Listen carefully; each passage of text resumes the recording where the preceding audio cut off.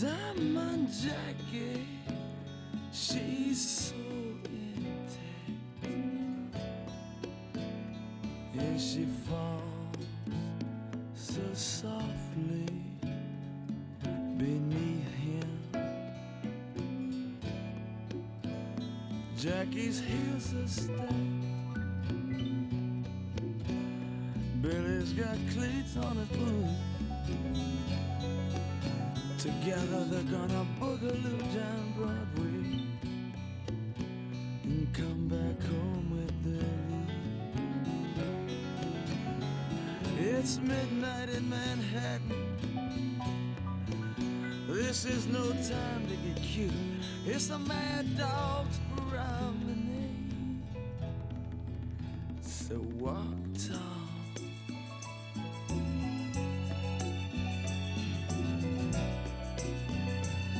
Baby, don't walk at all.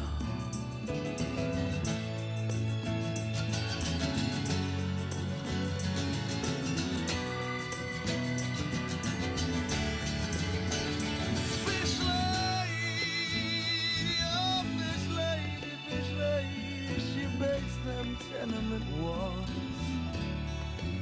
She won't take corner boys. They got no money, and they're so easy. I said, hey, babe, I'm easy. Won't you take my hand, walk with me down Broadway? Oh, mama, take my arm and move with me down Broadway, yeah. I'm a young man, I talk real loud. Yeah, baby, walk real proud for you. Oh, so shake it away. So shake away street life, shake away the city life, and hook up to the train. Oh, hook up to the night train. Hook it up. Hook up to the train. But I know that she won't touch the train. No, she won't take the train. No, she won't take the train. No, she won't take the train. Oh, she won't take the train. No, she won't take the train. Oh, she won't take the train. No, she won't take the train. She's afraid them tracks are gonna slow her down, and when she turns, this boy'll be gone. So long. Sometimes you just gotta walk on, walk on.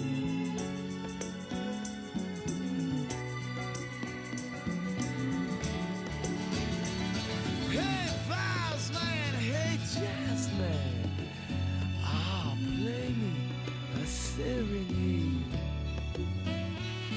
Any deeper blue you'd be playing in your parade. Save your notes, don't spend them on the blues board. Save your notes, don't spend them on the darling year-end supboard. Straight from the church notary, Vibes Man, sting a trash can. Listen to your junk man. Oh, listen to your junk man. Listen to your junk man. Oh, listen to your junk man. He's singing, singing. He's singing, he's singing, all dressed up in satin, walking down the avenue.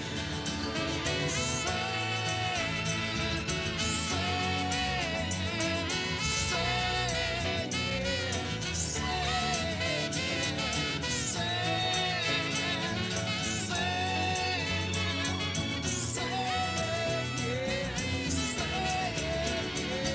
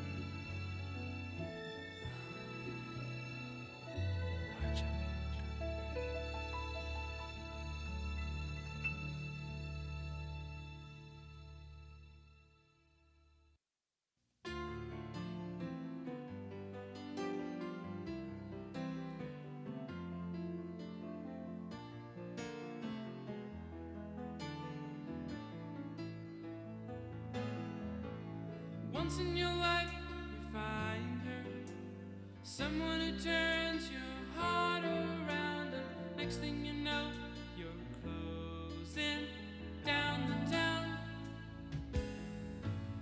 Wake up and it's still with you, even though you left her way across town, wondering to yourself, hey, what have I found? When you get caught between the moon and New York City, I know it's crazy, but it's true. If you get caught between the moon and New York City, best that you can do, best that you can do is fall in love. Arthur, he does as he pleases, all of his life his master's toys, and deep in his heart he's just a boy,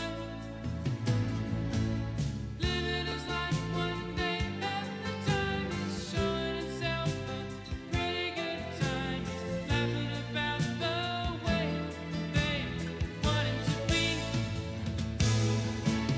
When you get caught between the moon and New York City, I know it's crazy, but it's true. If you get caught between the moon and New York City, best that you can do, best that you can do, best that you can do is fall in love.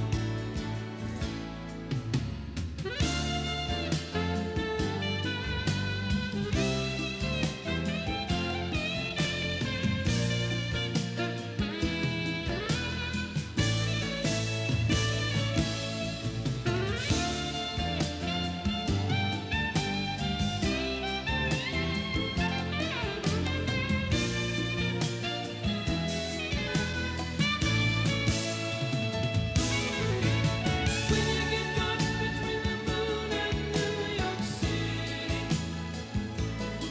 I know it's crazy, but it's true. If you get caught between the moon and New York City, best that you can do, best that you can do, best that you can do is fall in love. When you get caught between the moon and New York City, I know it's crazy, but it's true.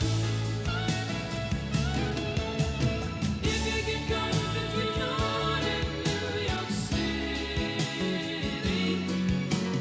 best that you can do, best that you can do, best that you can do is fall in love. When you get caught between the moon and New York City,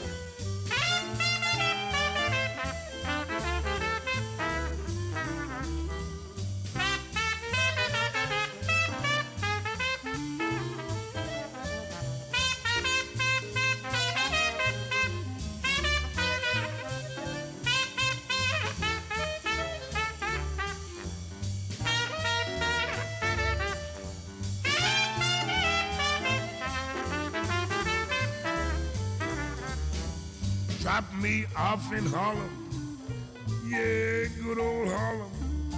You have your fun under the Harlem sun, so drop me off in Harlem. There's Duke Ellington up in Harlem.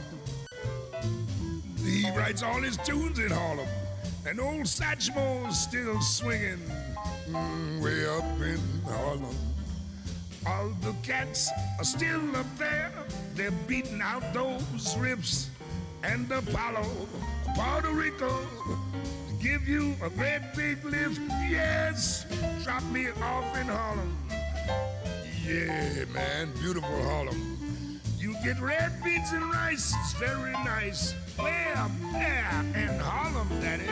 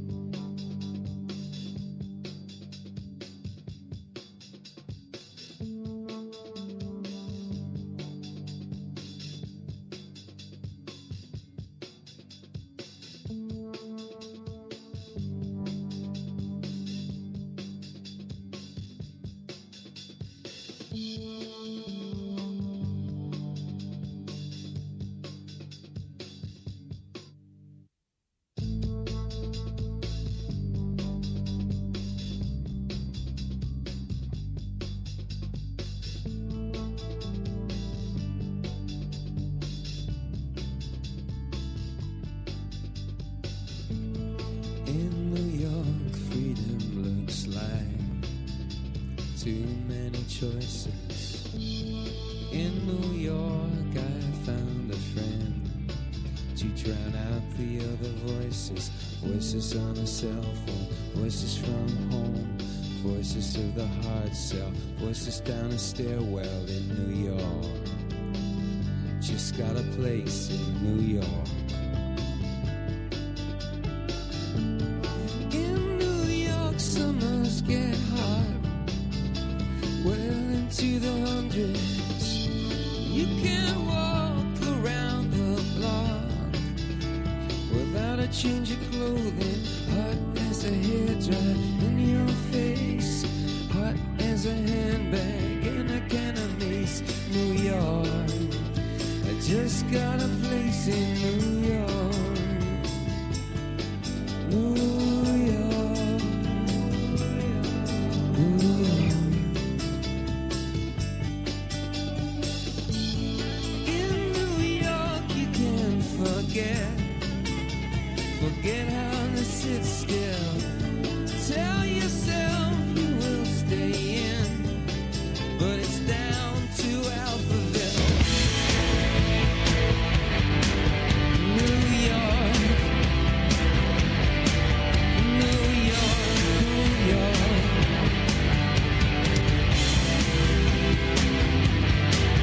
New York, New York.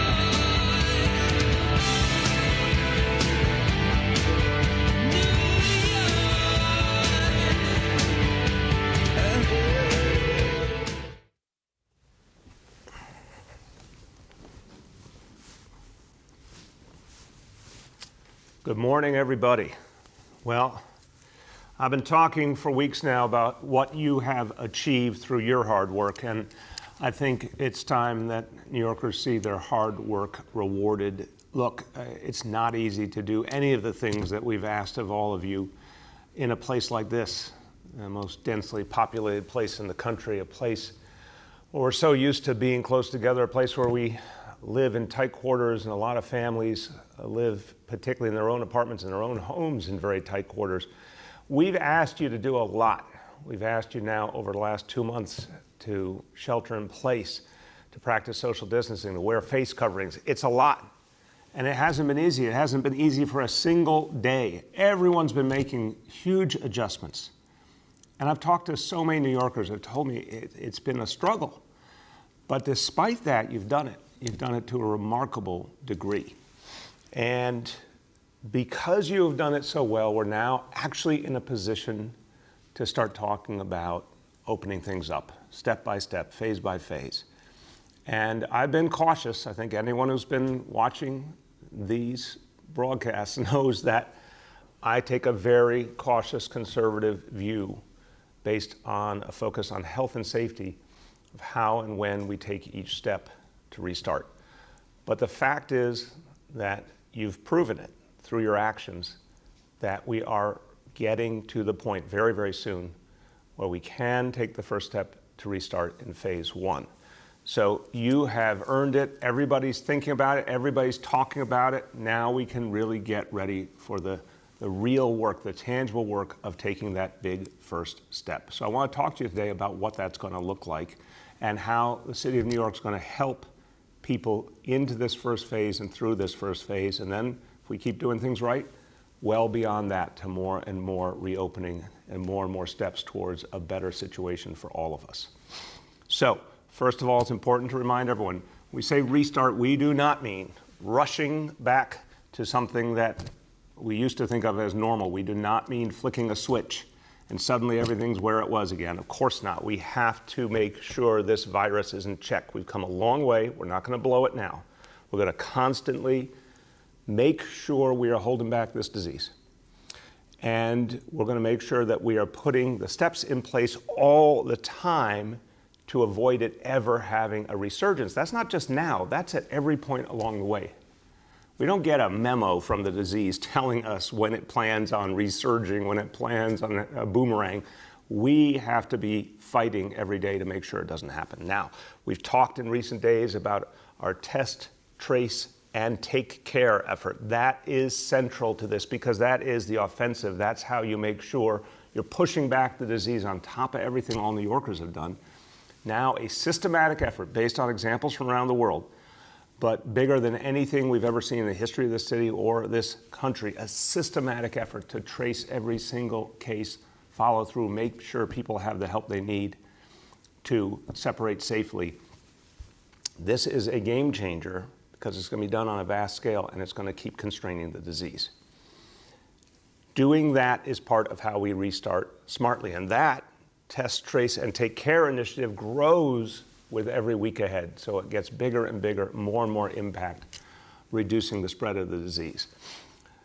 But now we should talk about what restart looks like on the ground and phase one. And I want to say, I really give a lot of credit to the state of New York for a clear articulation of what are the industries that are part of phase one, and then how each industry should think about the practicalities of reopening. The fact is the state gives out this guidance, and anyone who hasn't seen it, I really want to encourage you to look at it. It's written in a very helpful, straightforward manner.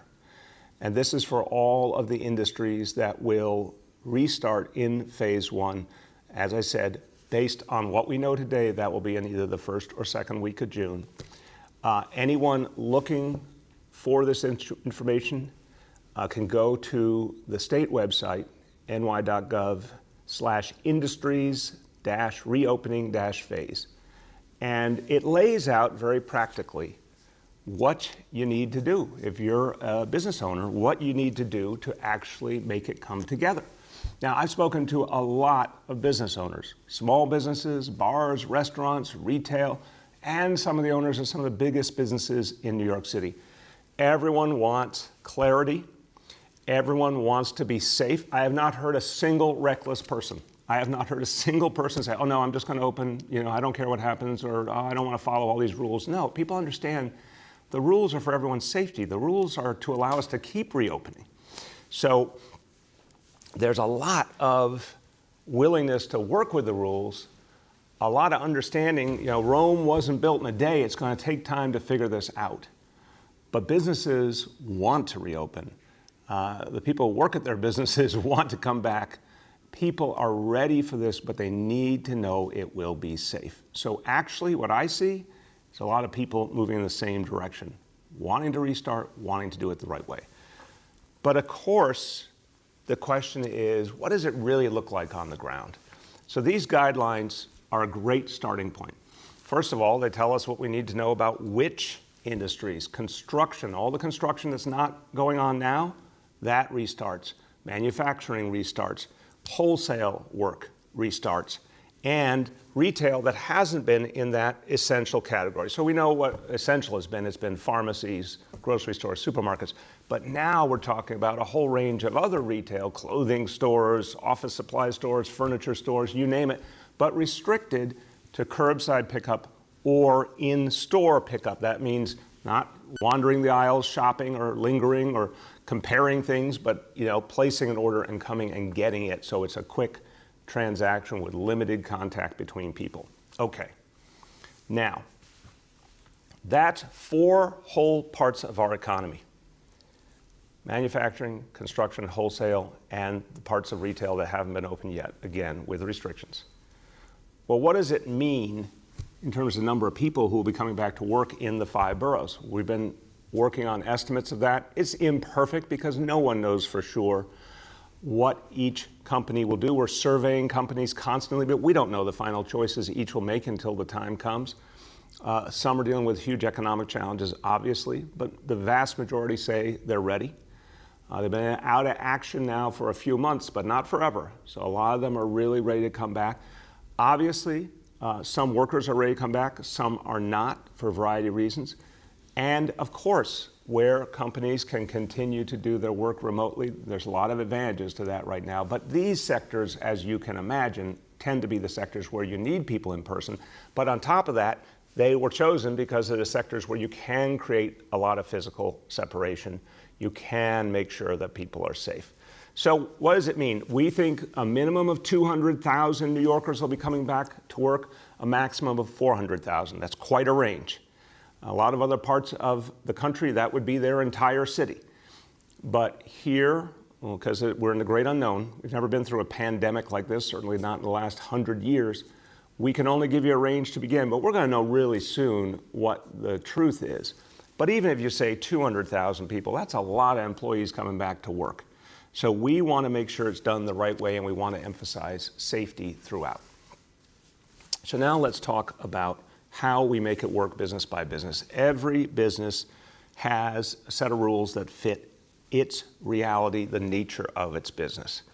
And so there are very specific, nuts and bolts rules that people can follow and make sense of. Now, let's talk about some of them so you get a grounding on what it means. Physical distance to begin with. The whole concept here is you have to keep that 6-foot distance, I should say. Look, there may be moments where people have to come closer together. Sometimes it's just the nature of the job. Sometimes there's an immediate situation that people have to deal with. But the goal is, as much as possible, keep people 6 feet apart. On top of that, keep the occupancy in each location. Think about a manufacturing plant. Keep it to under 50% of its normal capacity so you have room for people to spread out. If there's tight spaces, elevators, an area around a cash register, keep it to 1 person at a time to the maximum extent possible. These are sort of common sense rules. And that, look, it's all about limiting contact, limiting the potential spread of the disease. Obviously, PPEs. Some companies need more advanced PPEs, but the vast majority just need a simple face covering for their employees, I should say. But it's crucial that every company make sure every employee has one. They need to provide them for free to their employees. They need to make sure they're wearing them. Hygiene, Cleaning, regular cleaning of any shared surfaces. That's a crucial part of this, just constantly over and over again, going back on a schedule, cleaning those surfaces. Every day there has to be healthcare screening. Now that can take different forms. The state guidance is clear. It might be a temperature check in the morning as people come to their place of work. It might be a questionnaire that people fill out each morning just talking about their situation, if there's anything that seems symptomatic in what they're feeling. But it's a constant everyday check on how employees are doing. Stating the obvious, any employee that isn't feeling well should stay home. But the important thing is to set up some rigorous screening at each and every employer to test each employee coming in one form or another, check to see how they're doing, check to see if anyone shouldn't come into the workplace that day. Now, absolutely crucial, as with everything in life, communication, lots of information, putting up signage, constant updates, making sure that employees are reminded of the rules, making sure there's social distance markers around that they can see that remind them, this is your workstation, stay 6 feet away from the next person. All of that constant showing people exactly how it works is part of what makes this work for everyday working people. We're all going to learn together. Look, our business community is extraordinary in the city. Whether you're talking a mom and pop store, a bodega, right on up to the biggest businesses. One thing businesses do is they adapt, they create, they move with the times, they move with new conditions. That's the nature of business. Our small businesses know that better than anyone. So I am convinced our business community will work it out, but now I think it's important that their city government give them a helping hand. So I want to talk about the ways that we're going to help and also the ways that we have to make sure the rules are followed. So overwhelmingly, we're talking about helping, clarifying, educating, providing information, providing pointers. We will obviously do enforcement if we see problems. The first goal is always with a light touch to remind, to point the right way. If we see any company that's persistently breaking the rules, we can take more aggressive action, but I don't think you're going to see a lot of that. We haven't been seeing that in this city overwhelmingly across the board.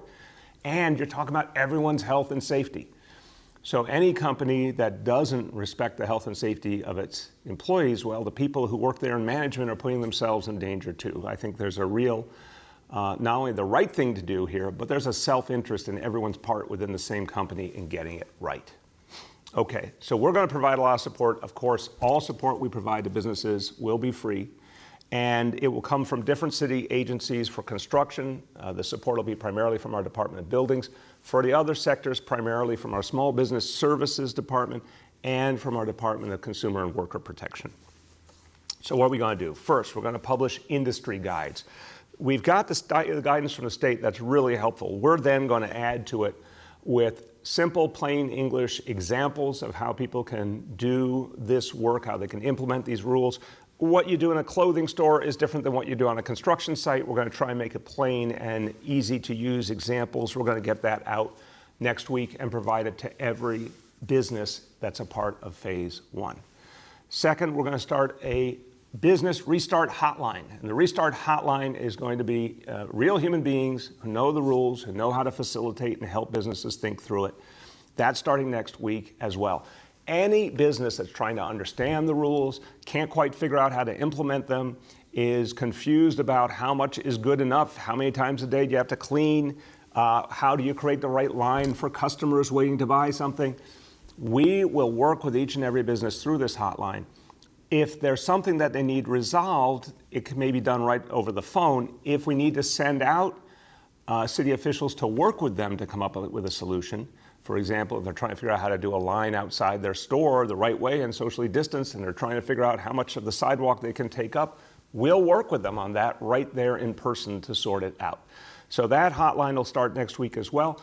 In the meantime, as we've said many times, any small business owner dealing with any problem, we talked about those loan programs from the federal government or any other challenge, of course can call 311 for help.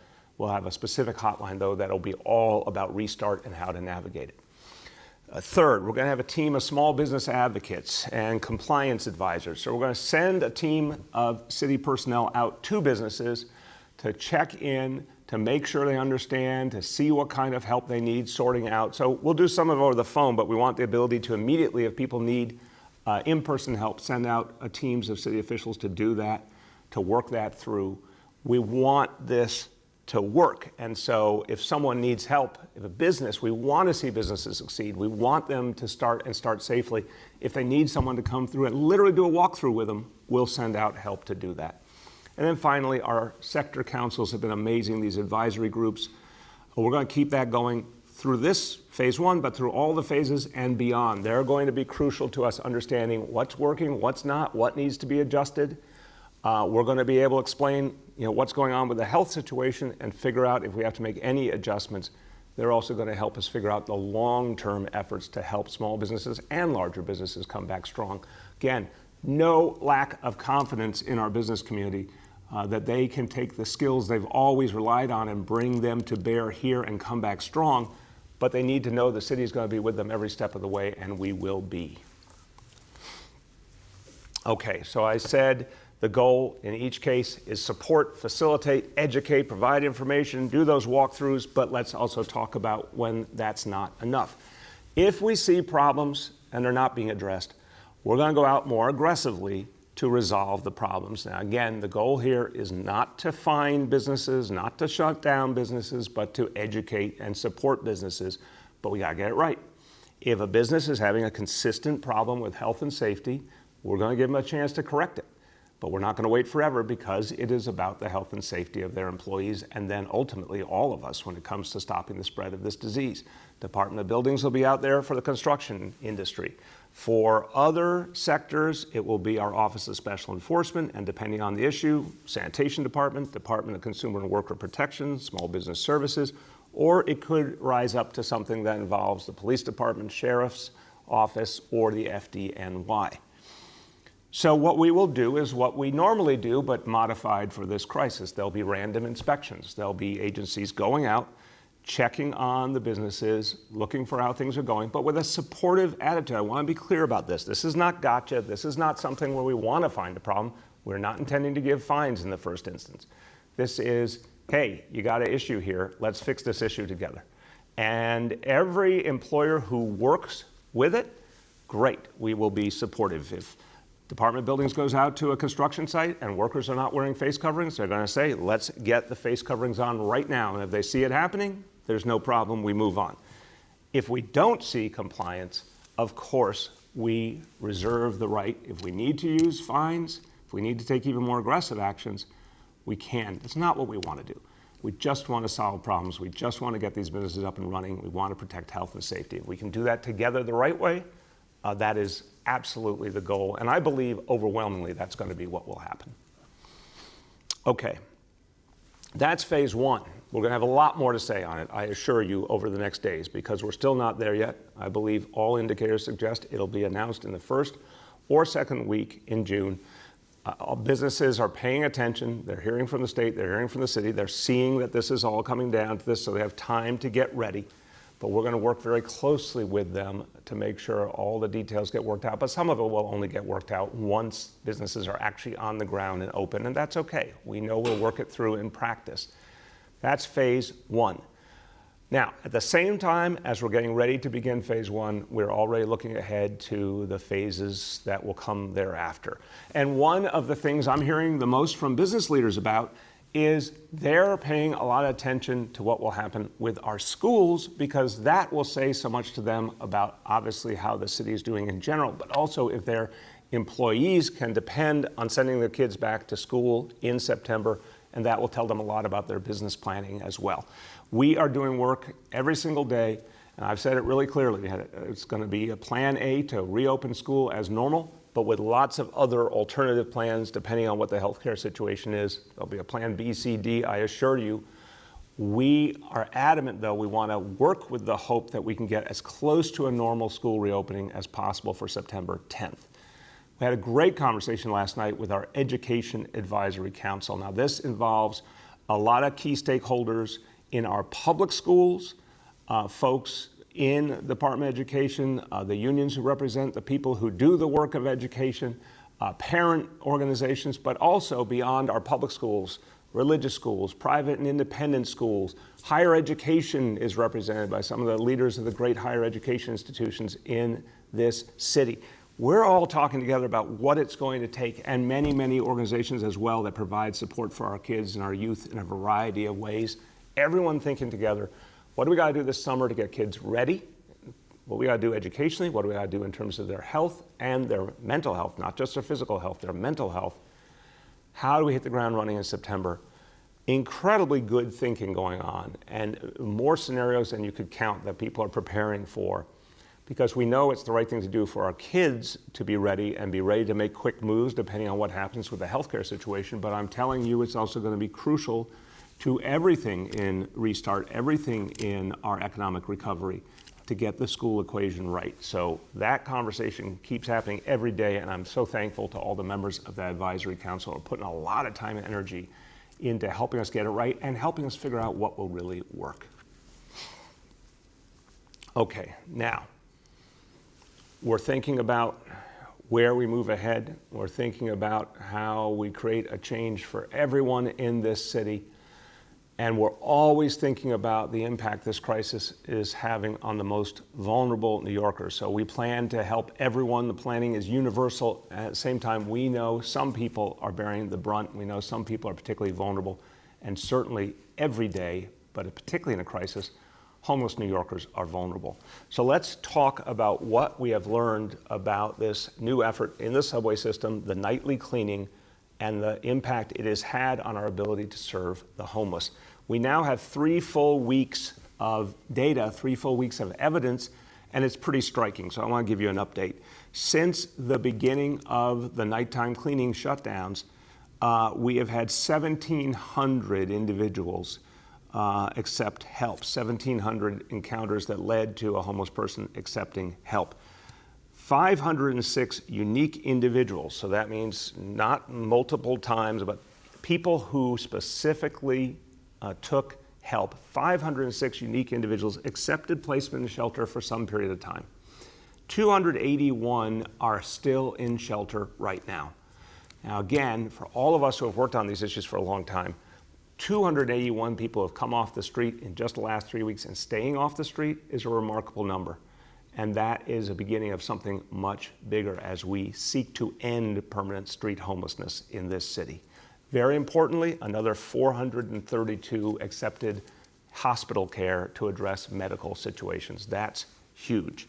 So something in the midst of this crisis, in the midst of all the pain, all the challenges, something actually good has happened here, where we're finding a new way to serve homeless New Yorkers, and a lot of them are accepting the offer and hopefully are well on their way now to changing their lives and never living on the streets again. Now, I talked about some of the most vulnerable among us. I'll tell you, and this is another issue I've worked on for a long time, there's nothing more important to me than our children. This is what so much of the work of this administration has been about, and some kids deal with particularly tough circumstances. Some kids have to deal with, in their own homes, threats to them. And this is where our Administration for Children's Services comes in, and they do amazing work. And I want to highlight them today because they don't get enough attention, they don't get enough appreciation in any time. But I got to tell you how hard it has been for our ACS workers who go out there, our child protective specialists, the folks who focus their lives on protecting the lives of kids, and under very complex circumstances. Imagine what it takes to understand if a child is in danger in their own home and how to navigate that and how to protect that child. Very complex work, very trying, difficult work, and it's been made more difficult by the pandemic. People can't get out to homes the same ways, and obviously home life has been disrupted and it's become very tense in many homes. We've got 3,000 child protective specialists at ACS. They do the Lord's work. They do amazing work. And thank you to all of you. Thank you to everyone at ACS, because whatever your job is at ACS, it is about protecting and uplifting children. So I want to thank everyone at the Administration for Children's Services, and a particular appreciation to those protective workers. This is an important time to take stock. May is National Foster Care Month. It's a time to thank all of the folks who work in foster care as well, the caseworkers and the folks who choose to be foster care parents. Really crucial role in our society. Everyone in this area is unsung. We don't talk about the incredibly important role that foster parents play in the lives they have saved and turned around. We don't talk about the workers who make it possible. We should more often, because it's an area that really, really matters to a lot of kids who found themselves in a tough circumstance, but there are adults who are there to pick them up and help them move their lives forward. So thank you to all. Okay, it is time today to look at our indicators and thresholds. And number one, the daily number of people admitted to hospitals for suspected COVID-19. Good number today. Congratulations, New York City. We have to stay under 200. We're at only 59 today. So we're showing some real consistency there. That means what you're doing is working. Number two, daily number of people in our health and hospitals, ICUs. So we want to get under 375. We're at 421. We're getting closer. You see that trend line. We are getting closer every day. We're very confident we can get to where we need to be, but we've got some more work to do.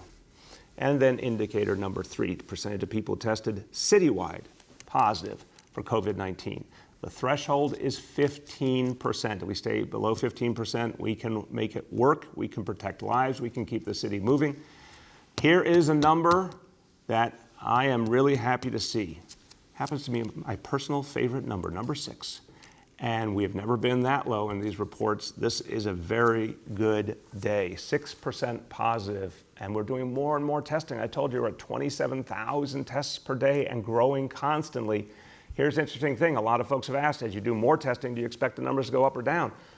To date, as we do more and more and more testing, basically the numbers are going down. The more New Yorkers we're reaching, the better picture we're getting of what's happening in the city, the fewer people we're finding test positive as a percentage. That's a great sign for the future of the city. So congratulations, really good news on that number, a very good day. Okay, a few words in Spanish.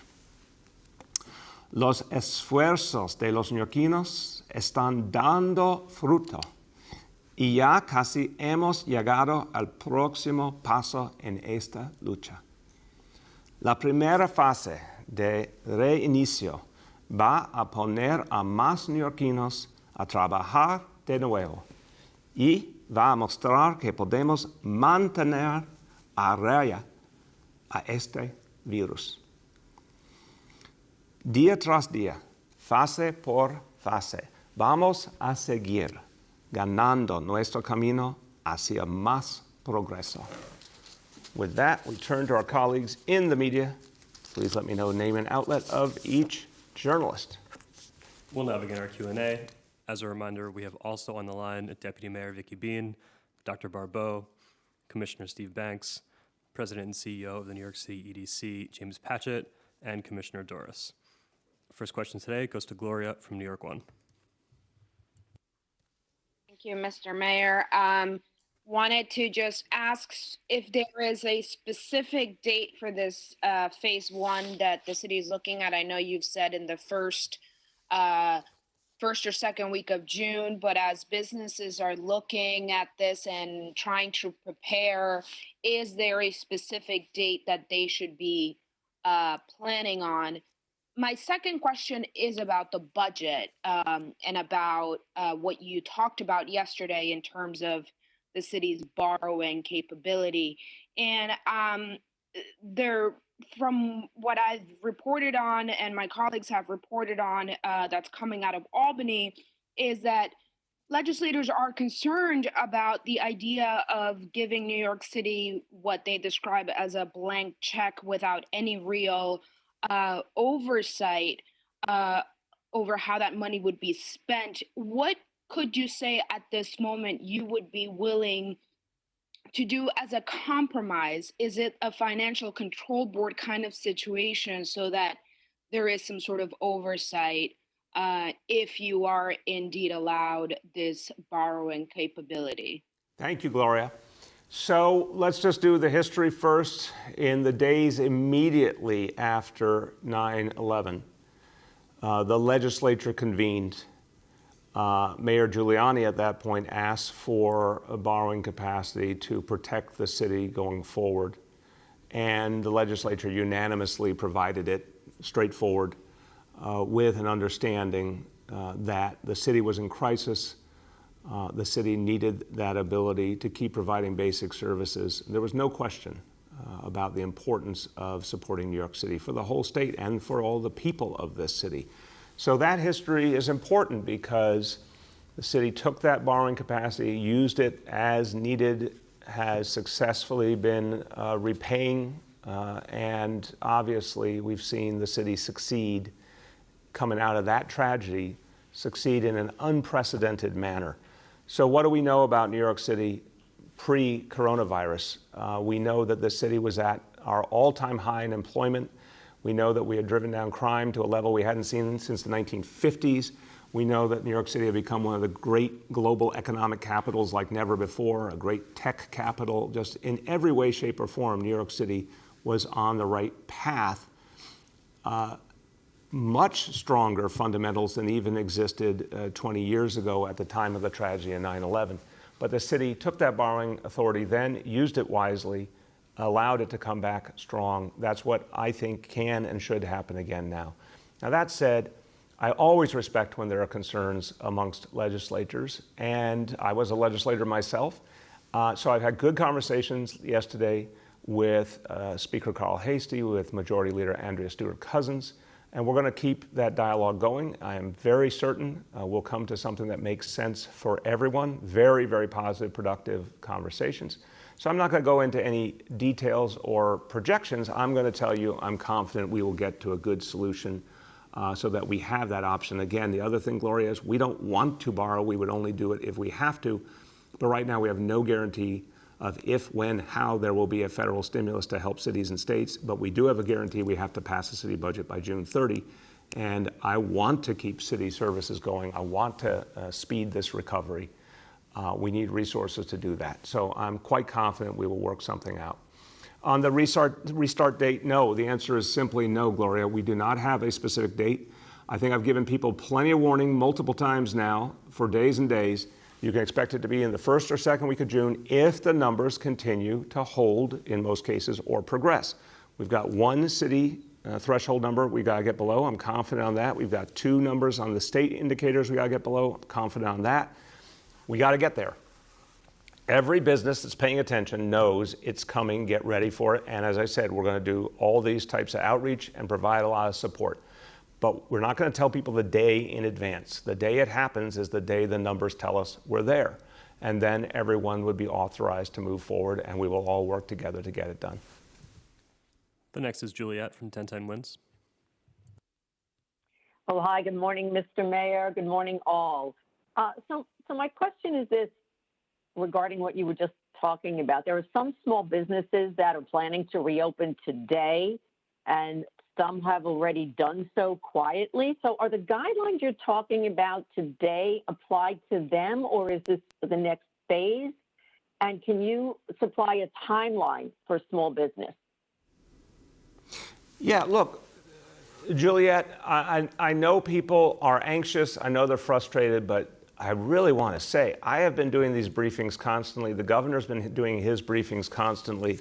These guidelines really are clear from the state. The indicators, we've got the state indicators, we've got the city indicators. I think it's been abundantly clear what's going on and the basic timeline we're working on. And no, businesses are not supposed to make up their own rules and jump the gun. It's really clear. And you know what? If someone thinks that they are the people who get to make the rules for everyone else, I hate to inform them that's not how it works in a democracy. We are all in the middle of a pandemic. We're in the middle of a health crisis. The only way we have gotten things better is by all sticking together and following the rules, and it's working. As these numbers show, it's working. So, no, I'm not into free agents. I'm not into people deciding that they get to make the rules and they can do something everyone else can't do.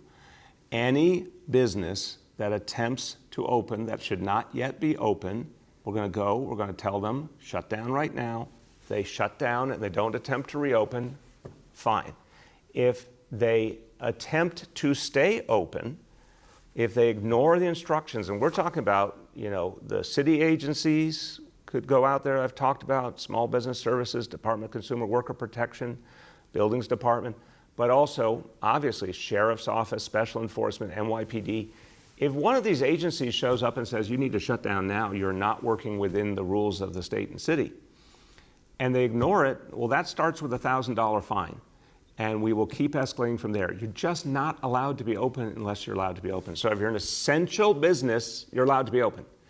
When phase one is formally declared by the state and city, that's when the next group of businesses can open. It's abundantly clear who falls under those categories.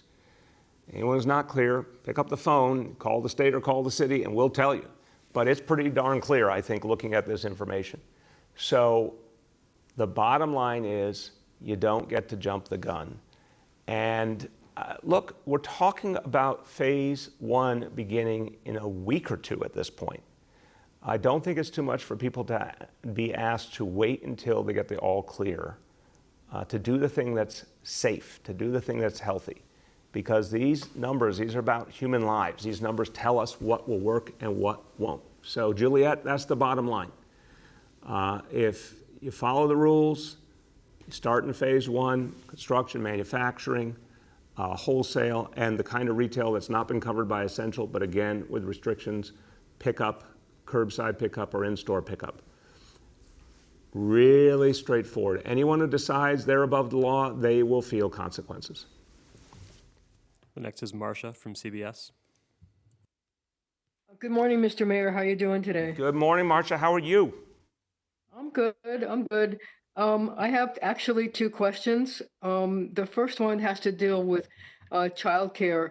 Because of the COVID shutdowns, private daycare centers are in danger of closing for good. What kind of guidance and support has the city been giving these business owners so that they'll be able to open and help working families once the city reopens?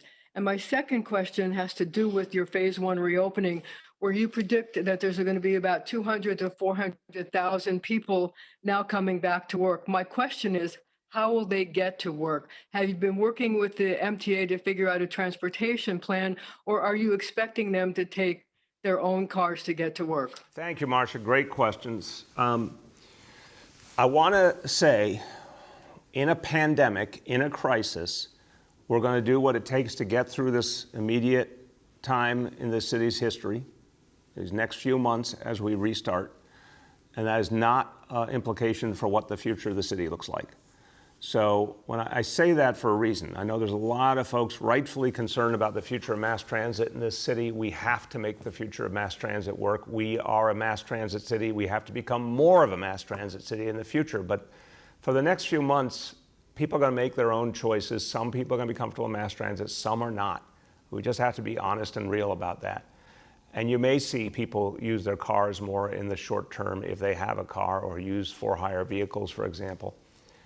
But that's a short-term reality. The long-term future of the city is with devotion to more and more mass transit. The short-term reality is we are working with the MTA. To your question, Marcia, of course we're working with the MTA, and it's really straightforward. The MTA has made great strides in terms of the cleaning of the trains and the buses. That's great. Now we're seeing more and more frequency of service because they've gotten their personnel back. That's great. But we're still going to have to figure out how to limit the number of people in any specific subway car and any specific bus. And we're working with them on what's it going to take to do that. So that's the conversation happening right now as we anticipate phase one beginning. I think you're going to see a certain number of people who their only option is to take a subway or bus, and they'll come back to it, but we still have to set the right limits to make sure that experience is safe. We need social distancing, we need face coverings for folks in the subways and buses. We also, again, know there's some people just not going to be comfortable in the short term. I think to some extent it'll be a little bit of natural sorting out. A number of people will eventually come back to subways and buses, but they may not immediately. I think that's one of the things that will keep the ridership a little lower in the short term as we go through this transition. The second point about childcare, we absolutely need childcare to come back. It's necessary to a bigger restart, and yet at the same time, we got to do this carefully because by its very definition, it's an activity where a lot of people come together. So we're working on that right now. The city obviously directly subsidizes a whole range of childcare. We work very closely with the providers. We obviously provide right now support for essential workers in terms of childcare. We're going to be building out over time more and more childcare capacity, but that's going to be done with a health and safety focus. So we'll have more to say on it as we go further. But in terms of childcare looking like it normally does, just like schools looking like they normally do, that's months away. But we are going to work with the childcare providers to make sure that they do make it through, because we're going to need them deeply as we go through the phases ahead. The next is Henry from Bloomberg. Hello, Mr. Mayor. My question has to do with a bill that's going to be introduced in the council today that would require the city to locate sites where restaurants could operate outside. So this would require city workers to do all of this site scoping, as opposed to the restaurateur coming to the city with an application that details how they would operate and the city approving or denying the request. What is your view on this? I have not yet seen the legislation, Henry. Look, I think the City Council shares the same value I do. We're really interested in the notion of outdoors being part of the solution for restaurants and bars. I'm very hopeful. This is not a phase one thing. I'm going to say as clear as a bell. Phase one, we talked about the 4 industries that are affected by phase one. It's not yet time for restaurants and bars. But we're going to be working constantly with that industry to see what makes sense.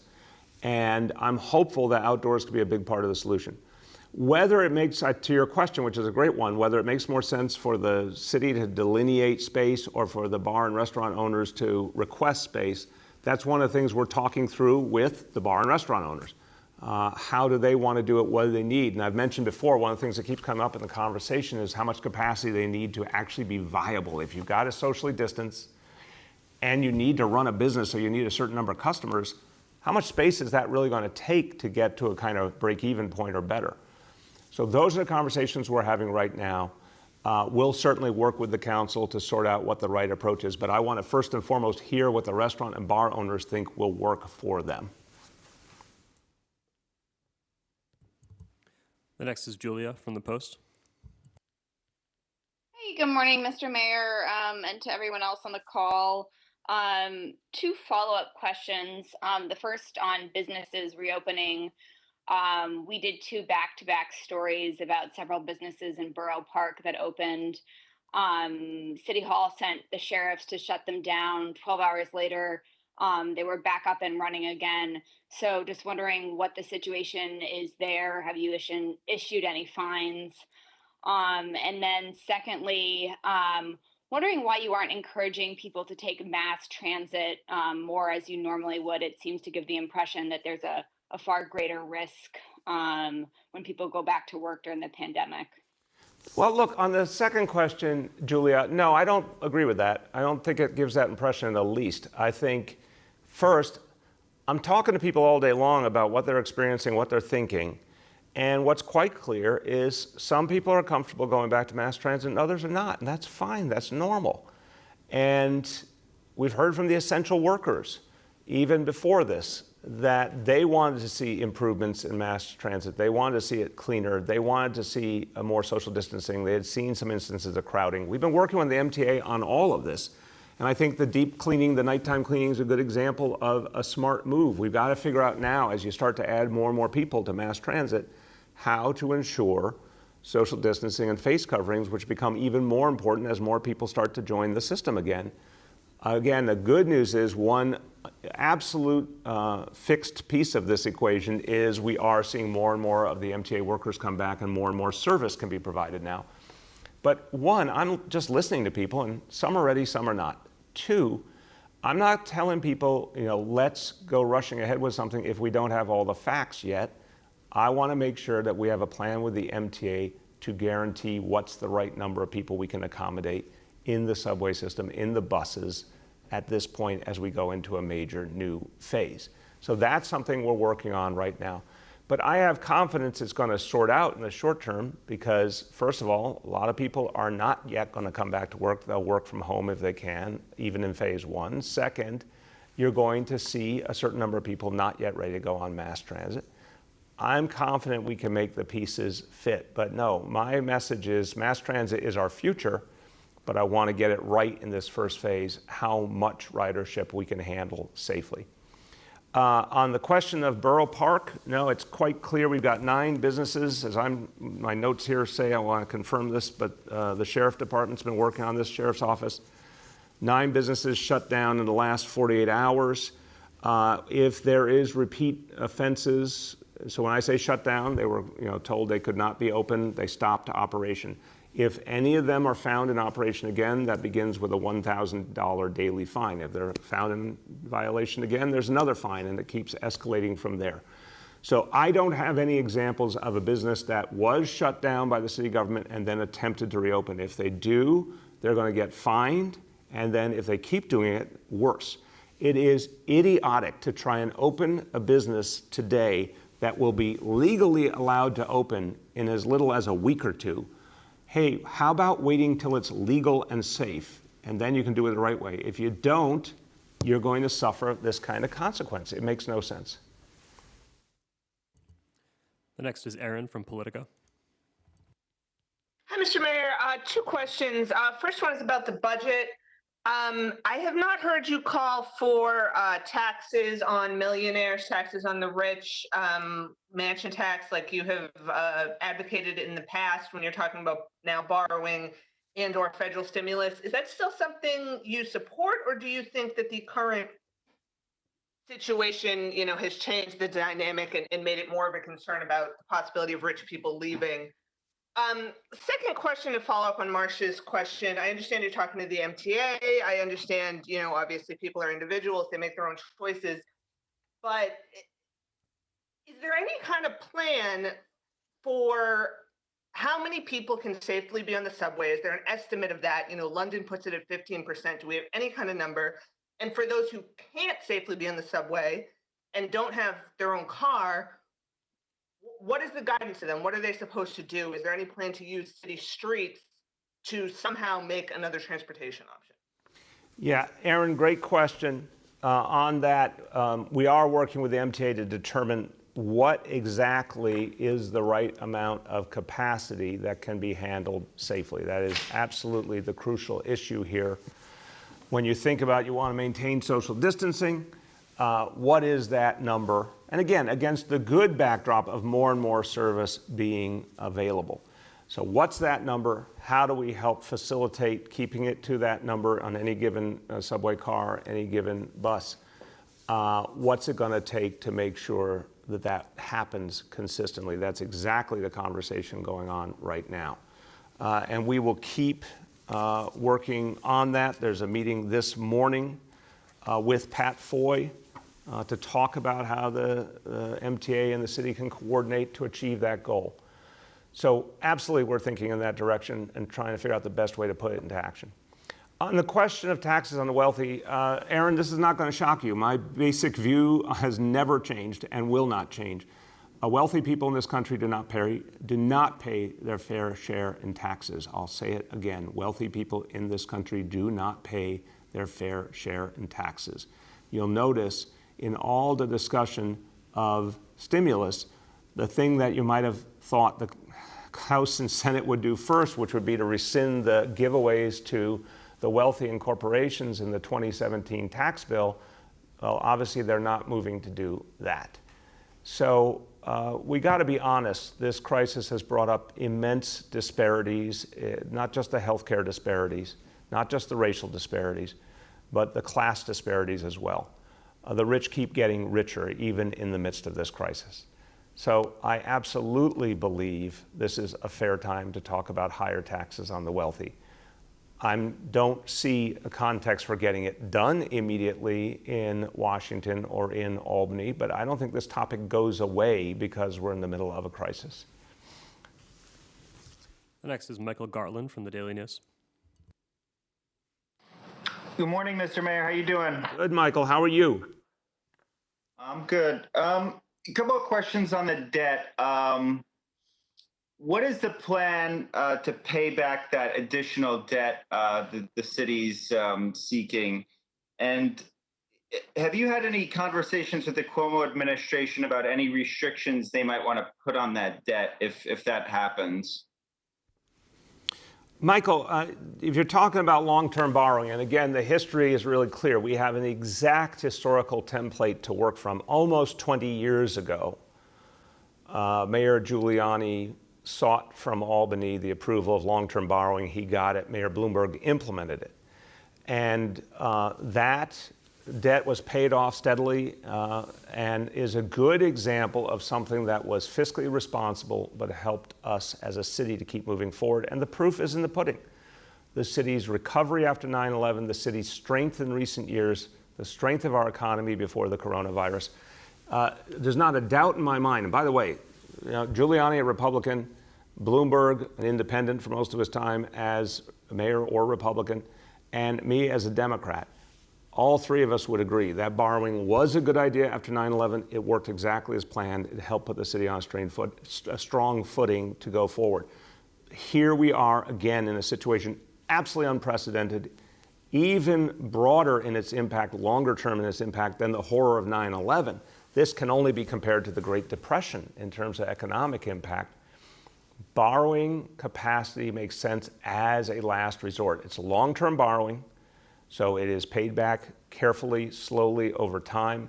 We would only use that which we need. We've had, again, very productive conversations with the legislature. We've certainly been talking to the governor's team. We'll keep talking to him. But I want to establish really clearly that in a world in which we cannot yet depend on a federal stimulus, we have no idea. Again, I talked to Senator Schumer about this earlier in the week. There is no vote scheduled in the U.S. Senate. And I know he's not happy about that. I'm not happy about that. President Trump is not pushing the Senate. Leader McConnell is not acting. We have a budget deadline. We must have a new budget by law by June 30. So we have literally zero guarantee about if, how, when there will be a federal stimulus, how much it would be. We are, in fact, seeing our lost revenue grow now at $9 billion between the current fiscal year and next, and growing. What are we supposed to do with that kind of impact? If stimulus is far from guaranteed, state government has already made cuts, will likely make more, a lot more, if there's no stimulus. What do you do if you don't have the option of some amount of borrowing? You have to do massive cuts to all city agencies. That will undermine any possibility of the right kind of restart and recovery. So borrowing the right way makes sense. I believe we will get there with all the stakeholders in Albany. The next is Sydney from the Staten Island Advance. Mr. Mayor, I wanted to know, what is your message to Staten Island Republicans who are rallying around the idea of opening Staten Island up before the rest of the city, and also calling to reopen specifically small businesses that might not be in phase one reopening industries? If Staten Island's hospitals hit the state and city's reopening goals before the rest of the city, why would you not allow Staten Island or any borough that hit those metrics before the rest of the city to reopen before other parts of New York City? We're one city, Sydney. This is about health and safety, and this is about a very careful plan the state put together, the city put together to save lives. The results speak for themselves. We asked a lot of everyone. I was one of the first leaders in this country to call for shelter in place. I'm glad I did. Everything we've done with shelter in place, with social distancing, with face coverings, with the restrictions we put on business, has helped us to get to the point where we can have a safe restart and sustain it. Anyone who wants to be reckless with this restart, as some places in this country unfortunately have done, will be paid back potentially and tragically if they see a resurgence of this disease, which then will set us back much, much farther and endanger lives. So we're one city. We have our standards. The state is working with us. They see the wholeness of New York City. This is how we're doing it. These are democratically elected governments. People don't get to make their own laws. They just don't. So this is the way it happens, especially in a crisis. And we're not asking people to wait long for those in phase one. And then here's the other point. The better we do at phase one, the smarter we are about sticking to the rules, the faster we get to phase two. Phase two does not need to be a long time away if we do this right. So people need to hang tough so we can protect lives and reopen the right way. We have time for two more today. The next is Kathleen from Patch. Mr. Mayor, thank you for taking my question today. My first question is about the subways. Are you talking about reserved seating on the subways? And is there any way to implement that in time for phase one? And my other question is about the situation in Central Park. There's been a lot of calls for legislation to make it a hate crime to call 911 on law-abiding New Yorkers of color. I'm wondering what your stance is on that. I was just appalled by that video. It was literally an effort to criminalize being a black man in America. That's what I saw. It was appalling. When she called 911 and described an innocent man as if it was an indictment to call him an African-American male, it was heartbreaking. And it just says how much more we got to do to fix things in this city and this country that anyone could even think that way. So it was hateful. There's no question about that. We have very strong hate crimes laws now. I think we're in good, strong shape there. I think there's a very valid question about calling the police for any false claim of a crime. And I don't know the law on that, Kathleen, but that's the direction I would look at. Did she commit an offense by falsely accusing someone? That, to me, is the thing we need to better ascertain. But it was a disgusting incident. And I would say if the current laws cover that appropriately, great. If they don't cover it appropriately, then I think the notion of creating a new category would make sense. On the question of reserve seating, look, we're going to talk to the MTA about what they think will make sense. It's their railroad, if you will. I respect greatly Pat Foy, worked with him over many years. The conversation today is going to be about what will work, what makes sense. It's health and safety first. Let's just be clear about that, Kathleen. It's health and safety first. We have got to figure a way to keep those cars, subway cars, from being overcrowded, the buses from being overcrowded. What will work? They have to actually run the operation. We want to know what will work for them, how we can support it, how we can work together to get out one message and then make it stick. And if we need to do some enforcement, to do that. But I don't want to speculate on something like reserve seating. I don't know if they believe that will work, but we need something. We need something that will limit the number of people that get into each car and into each bus. That's the bottom line. Last question for today goes to Jake Offenhartz from Gothamist. Hey, good morning, Mr. Mayor. My question is about New York City's contact tracing program. We've heard from some workers who were initially hired remotely, who are now being asked to go into the field or told that their jobs have been put on hold. What accounts for this shift? And of these 1,700 contact tracers you mentioned, how many are remote workers and how many will... Jake, wait, I couldn't hear part of your question. You said something about being put on hold. Could you please clarify? Yeah, so some of the people who were onboarded and went through the training are now being told that their jobs are on hold. There seems to be a little bit of chaos in this hiring process. So I'm wondering if you're aware of that, and was there a shift at some point where they realized more workers needed to be in the field and were hired remotely? Yeah, Jake, respectfully, I don't like when someone talks to one person or a couple of people, assumes that is the truth about a larger initiative, and then says there seems to be chaos. I have no indication of anything like that. They've got 1,700 people ready to go for June 1st. That's absolutely remarkable. So let's just be real about that. This has been an unprecedented effort to put together a huge team, get them trained with the great support of Johns Hopkins University and the Bloomberg Philanthropies, get them trained very quickly and get them out there to make an impact. I don't know if there's some individuals who are originally going to be hired and for some specific reason they won't be, or if there's any other individual matter that points up. If you give the details, you don't have to give the name, but if you give the details to our team, we'll certainly get you an answer on the individual situation. But what is clear is, as we've been building this rapidly, trying to figure out what's going to be most effective. Some things can be done by phone. I talked about it the other day, as did Ted Long, when we were going through the details of how this worked. there's going to be work out in the field as well. There will be contact tracers who go out directly to homes to talk to people. So it is going to be a mix of by phone and directly in person. That's what we are doing as we're seeing what's going to work. That's how the plan is being built. So I am always keeping an eye on it, but what I'm seeing is something coming together really, really quickly and effectively that we are going to need to be the core of how we fight back this disease on top of everything we're asking people to do. Remember, the number one way to fight back is all the basic hygiene, the shelter in place, the social distancing, the face coverings, and New Yorkers are doing that. But the X factor here, as we start to reopen, is that strong test and trace effort. And it's going to hit the ground running in a very, very big way. And from everything I'm seeing, it's ready to make a huge impact in this city. All right, everyone, look, I'll conclude with the simplest point. You have earned your way to the gateway to phase one. We're not there till the day we declare it. But we are damn close, and that's because of you. That's because of the work you've done. And then once phase one begins, as I said, several 100,000 people come back to work.